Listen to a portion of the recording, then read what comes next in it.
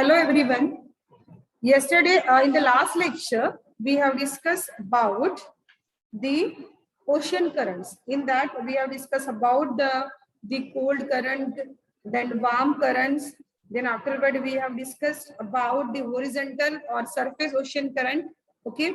Then afterward, we have discussed this map, that figure number 5.4 ocean current, and we have taken the question answers. Okay, related to this figure number 5.4. okay, today we are going to discuss about the continental structure, effect of ocean surface currents on human life, and deep ocean current. Yesterday we have discussed about the horizontal or surface ocean current. Today we are going to see their effect on the human beings, and also we will know about the deep ocean currents. Okay, so let us start. We have studied that ocean currents are formed due to differences in temperature, density, and planetary wind. In last lecture, we have discussed. Okay. So in addition, the following reasons are also responsible for the direction of flow of ocean currents and their velocity. So, जो main important factors हैं, ठीक है, which are responsible for generating the ocean currents are temperature, density, and planetary wind. But leaving that three ones, the other factors are also there which are responsible for the direction of flow of ocean currents and their velocity. Okay, clockwise direction in northern hemisphere. Okay, so that we are going to discuss is rotation of the earth. So because of the rotation of the earth, the ocean current move clockwise direction in the northern hemisphere and in anti-clockwise direction in southern hemisphere.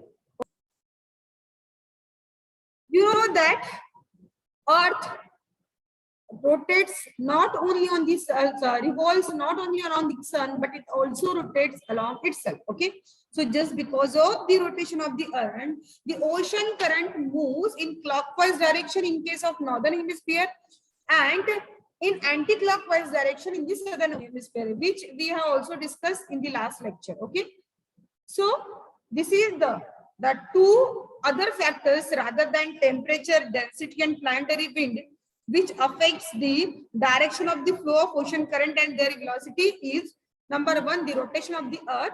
Okay, and second one is the continental structure. So let us discuss about the continental structure. According to the alignment of coastline, the direction of the that ocean current changes. ठीक है, coastal line का जो alignment है उसके according भी जो है ocean current का जो डायरेक्शन है वो चेंज होता है. This is the other factor which is responsible for change in direction of the ocean current. So the velocity of the ocean current is around 2 to 10 km per hour. कितनी velocity है ocean current की? 2 to 10 km per hour. And the ocean currents are divided into two types.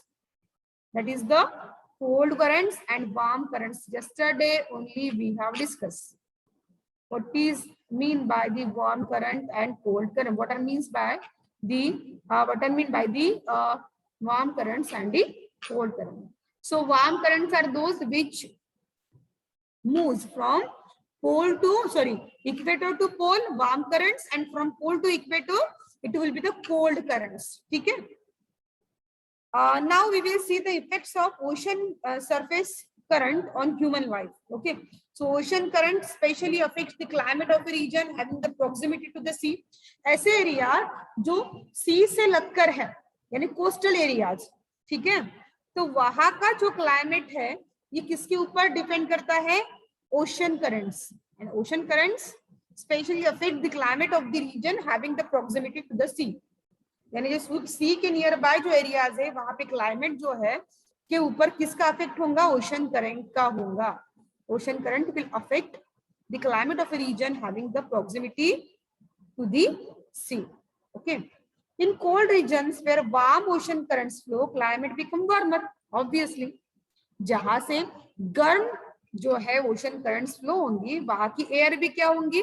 गर्म होगी, और air गर्म होगी तो obviously वहां का क्लाइमेट भी क्या होगा, वार्मर होगा. In some region, the amount of precipitation, in some regions, the amount of precipitation increases. अब मुझे बताओ, आपको पता है कि हमने लास्ट ही इसमें पढ़ा है कि जो ह्यूमिड क्लाउड और ह्यूमिडिटी है उसमें पढ़ा है कि क्लाउड कैसे फॉर्म होता है. ठीक है, तो जितना ज्यादा टेम्परेचर होगा उतना ही ज्यादा प्रेसिपिटेशन होगा, ये हमने पढ़ा है. ठीक है, so for example the warm ocean current, okay, flowing near Western Europe, Southern Alaska, and Japanese coast reduce the intensity of the winters there and make them warmer. अभी जो ये वार्म करंट कहाँ से फ्लो होते हैं, western Europe से होते हैं, सदर्न अलास्का से होते हैं, जापानीज कोस्ट से होते हैं. इसका इम्पैक्ट वार्म करंट का ये क्या हुआ कि यहाँ की जो विंटर है वहां की जो ठंडी है वो कम हो गई, यानी जो विंटर है वो जो है उसकी जो कोल्ड थी, जितने कोल्ड वो होते थे पहले अब उतने कोल्ड नहीं होते, just because of the water current. जितने विंटर कोल्ड होते हैं ना उससे कम विंटर कोल्ड यहाँ पे पाए जाएंगे just because of the warm currents. Okay, and as a result this ports do not freeze in the winters. और इसीलिए ये जो पोर्ट्स हैं, ठीक है, वो विंटर में फ्रीज नहीं होते हैं. ये तो अदरवाइज अगर आप हिमालयन रीजन में जाओ, ठीक है, हिली रीजन में जाओ तो विंटर सीजन में जो आपको स्नो ही स्नो दिखाई देते हैं, लेकिन यहाँ पे विंटर में जो पोर्ट्स है वो फ्रीज नहीं होते हैं just because of the warm currents flowing near the western Europe, southern Alaska and Japanese coast. यहाँ पे जो है विंटर जो है वो वार्मर रहेंगे then the normal winters. Okay, had ocean currents been absent, the ocean water would have remained still. In such waters, the biotic component would have been devoid of food. Consequently, the marine life and its ecosystem would have been limited in its extent. अभी आपको पता है कि aquatic life कहाँ पे develop होगा, जहाँ पे क्या है, वाटर है. अगर वाटर है तो एक्वेटिक फ्लोरा वहां पे डेवलप होना है, यानी एक्वेटिक प्लांट्स वहां पे डेवलप होंगे. अगर एक्वेटिक प्लांट्स वहां पे डेवलप होंगे तो obviously the aquatic plants are the food of the aquatic animals. तो ठीक है ना, अगर पानी नहीं, if there will be no water, there will be no life, there will be no plants, and if there will be no plants, there will be no animals. Get it? No human beings. So जहां पे ocean current absent है, ocean current में movement होती है पानी की. अगर पानी की मूवमेंट है, अगर नहीं है तो वो वाटर क्या है, हम स्टैग्नेंट बोलेंगे, एकदम स्टील रहता है वाटर एज इट इज. ठीक है, और ऐसे कंडीशन में जो है फूड डेवलप नहीं होगा, यानी प्लांट एक्वेटिक लाइफ जो है, प्लांट जो है यहाँ पे डेवलप नहीं होंगे. And consequently the marine life and its ecosystem would have been limited in its extent. तो ज्यादा प्लांट नहीं होंगे तो ज्यादा लाइफ भी नहीं होंगी, यानी जो है एनिमल्स जो है वो कम क्वांटिटी में मिलेंगे आपको, तो बायोडाइवर्सिटी भी नहीं मिलेंगी. Okay, so in regions where the cold and warm current meets, plankton, vegetation, algae etc. grow. अभी देखो, वार्म और कोल्ड करंट जहां पे आके मिलते हैं, मीटिंग पॉइंट जो है, वहां का पानी ना तो बहुत ज्यादा गर्म होगा ना तो ठंड, यानी वार्म नहीं होगा बहुत ज्यादा और ना तो कोल्ड होगा, गुनगुना होगा वहां का पानी. तो ऐसा जो है वाटर वो फिश के ग्रोथ के लिए बहुत अच्छा होता है, sorry for the growth of plankton, vegetation, algae, यानी प्लांट की ग्रोथ के लिए बहुत अच्छा होता है. और आपको पता है कि this plankton, vegetation, algae are the food of the fish. The fish depend upon them for the food. Okay, so therefore fish come here in a large number and breed.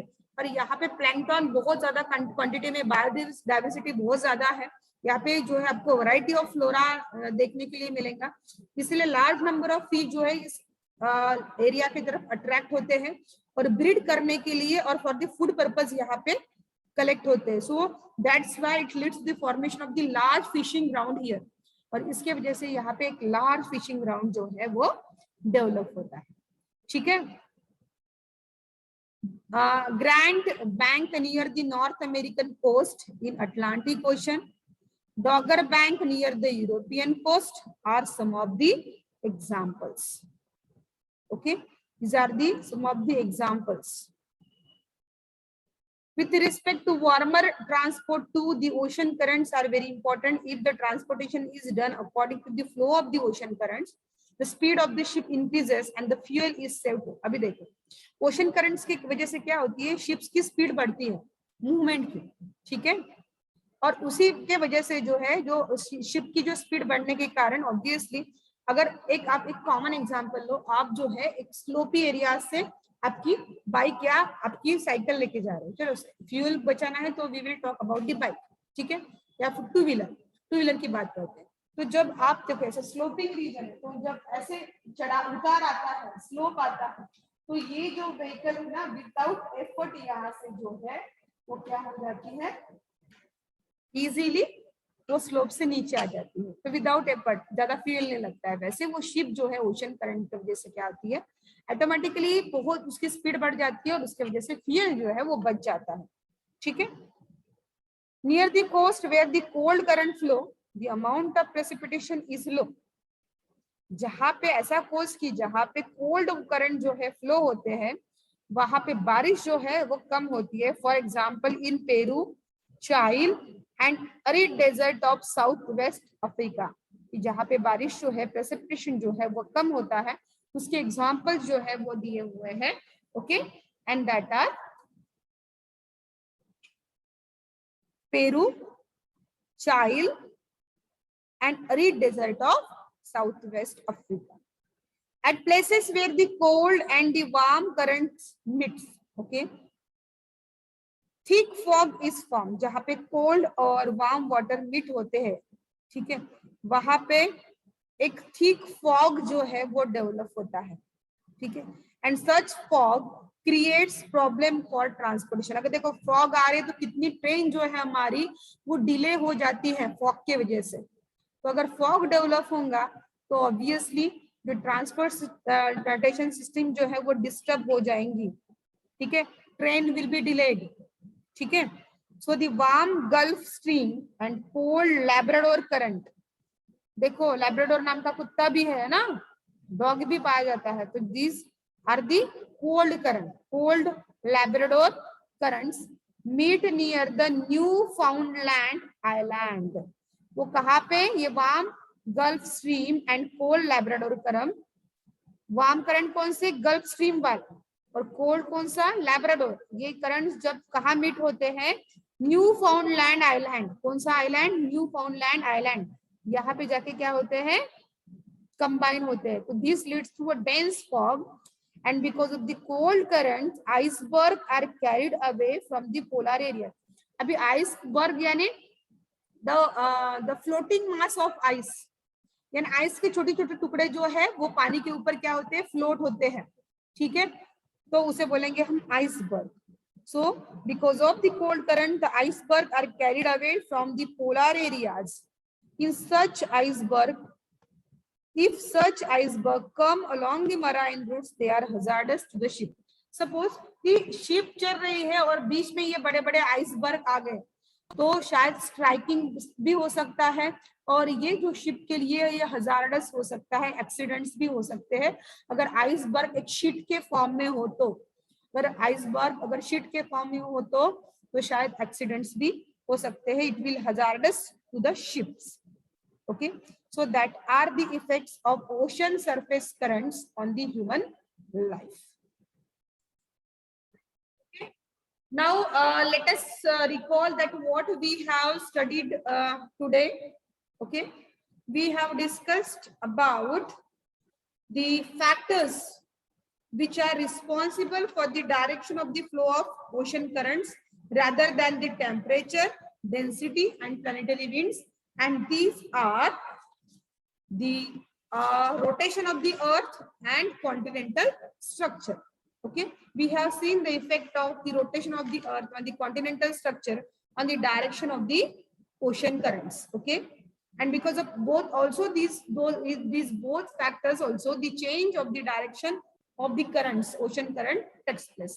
Afterward we have discussed about the effect of ocean surface current on the human life, okay, that how these warm currents and cold current plays an important role for determining the climate of a region, that how we have discussed some advantage and we have also seen some disadvantages of this.